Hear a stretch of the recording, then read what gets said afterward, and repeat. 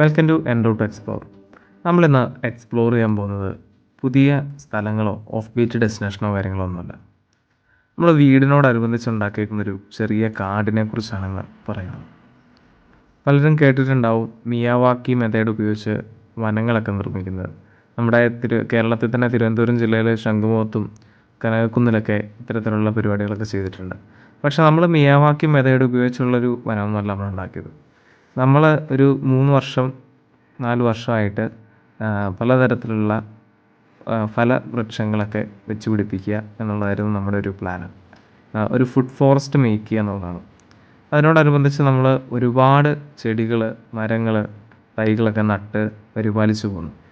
ഇപ്പോൾ ഒരു 3-4 വർഷം ആയിട്ടുണ്ട് ഇതെല്ലാം വെച്ച് പോകുന്നുണ്ട്.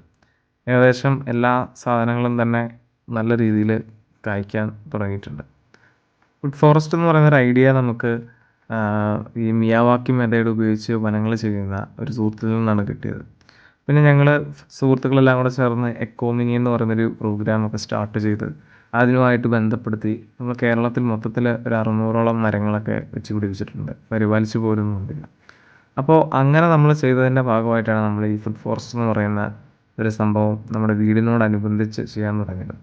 മെയിനായിട്ട് നമ്മൾ 2 കാര്യങ്ങളാണ് ഇതിൽ നിന്ന് ഉദ്ദേശിക്കുന്നത്. ഒന്നാമത്തെ കാര്യം എന്ന് പറഞ്ഞാൽ നമുക്ക് വിഷമില്ലാത്ത പഴങ്ങൾ കഴിക്കാൻ സാധിക്കുന്നുള്ളതാണ്. രണ്ടാമത്തേത് നല്ലൊരു ആവാസ വ്യവസ്ഥ സൃഷ്ടിക്കാൻ കഴിയുന്നതാണ്.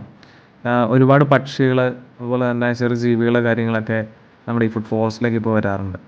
അപ്പം നമ്മൾ നട്ട് വളർത്തിയിരിക്കുന്ന ഓരോ മരത്തിൻ്റെയും ടോപ്പിലുള്ള ഏറ്റവും മുകളിലത്തെ ഭാഗത്തുള്ള പഴങ്ങളൊക്കെ അവയ്ക്ക് കഴിക്കാനും അതിൻ്റെ ബാക്കിയുള്ള ഭാഗത്തൊക്കെ ഉള്ളതാണ് നമ്മൾ എടുക്കുന്നത്. അപ്പോൾ ഒരുപാട് കാര്യങ്ങൾ വരുന്നുണ്ട്. ഒരുപാട് പക്ഷികൾ കൂട് കൂട്ടിയിട്ടുണ്ട്. നമുക്ക് ചുറ്റുപാടും നല്ലൊരു തണുത്ത അന്തരീക്ഷം കിട്ടും. ഇങ്ങനെയുള്ള ഒരുപാട് കാര്യങ്ങളാണ് നമുക്ക് ഈ ഫുഡ് ഫോറസ്റ്റ് കൊണ്ട് ഉപകാരപ്പെടുന്നത്. നമ്മുടെ ഈ ഫുഡ് ഫോറസ്റ്റ് റെഡിയാക്കി എടുക്കാൻ വേണ്ട കുറച്ച് കാര്യങ്ങളുണ്ട്.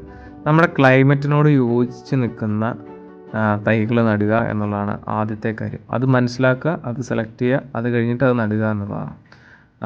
അല്ലാതെ നമ്മൾ ചിലപ്പോൾ ചൂടുള്ള സ്ഥലത്ത് വളരുന്ന തൈകളുണ്ടാവും. അത് തണുപ്പുള്ളിടത്ത് വെച്ച് കഴിഞ്ഞാൽ ചിലപ്പോൾ വളരണമെന്നില്ല.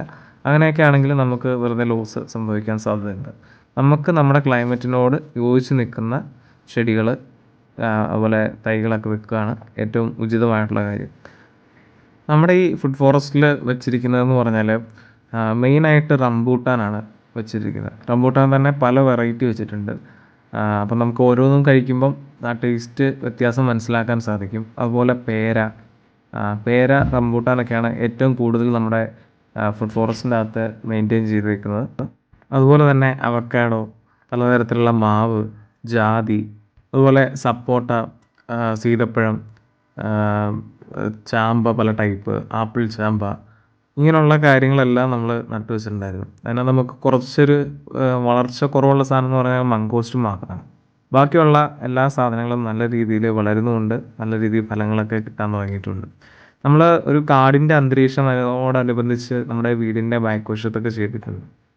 ഒരുപാട് വള്ളിച്ചെടികൾ, അതായത് പക്ഷികളെയൊക്കെ അട്രാക്റ്റ് ചെയ്യാനും കാടിൻ്റെ ഒരു ആംബിയൻസ് കിട്ടാനും വേണ്ടി നമ്മൾ വെറ്റില പോലുള്ള പൊടികളൊക്കെ നല്ല ഉറപ്പുള്ള മരങ്ങൾ കയറ്റി വിട്ടിട്ടുണ്ട്. അപ്പം അത് നിൽക്കുന്നത് കാരണം തത്ത പോലുള്ള പക്ഷികളൊക്കെ വരാനുള്ള സാധ്യതകൾ കൂടുന്നുണ്ട്.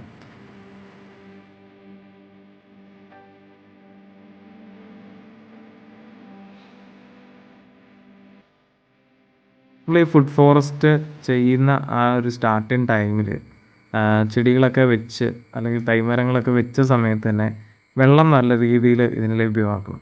അതിനുവേണ്ടി നമ്മൾ ഒരു കുളം പണിതിരുന്നു. കുളം പണിത് 2 ഉദ്ദേശത്തോടുകൂടിയാണ്. ഒന്ന്, മീനെ വളർത്താം, പിന്നെ അതിൻ്റെ വേസ്റ്റ് ഇതിന് വളങ്ങളായിട്ട് ഉപയോഗിക്കാൻ പറ്റും. അതുപോലെ തന്നെ ഇത് ക്ലീൻ ചെയ്യുന്ന വെള്ളം ഒക്കെ ഈ ചെടികൾക്ക് നല്ല രീതിയിൽ ഉപകാരപ്പെടുന്നതാണ്.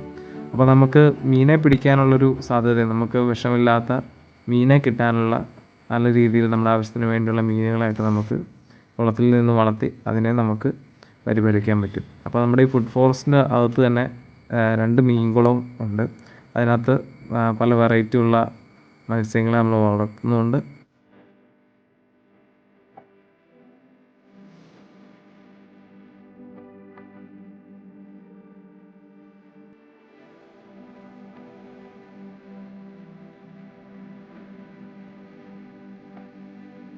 മനുഷ്യനും പ്രകൃതിയും തമ്മിലുള്ള നല്ലൊരു ബന്ധം സൃഷ്ടിക്കുക, അതുപോലെ തന്നെ വിഷരഹിതമായിട്ടുള്ള നല്ല ഭക്ഷണം കിട്ടുക എന്നുള്ള ഉദ്ദേശത്തിലാണ് നമ്മൾ ഇതൊക്കെ ചെയ്യുന്നത്.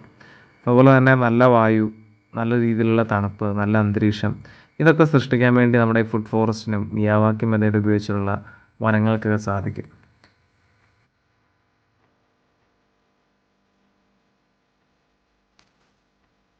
അടുത്ത ആഴ്ച മറ്റൊരു വീഡിയോ ആയിട്ട് നമുക്ക് കാണാം.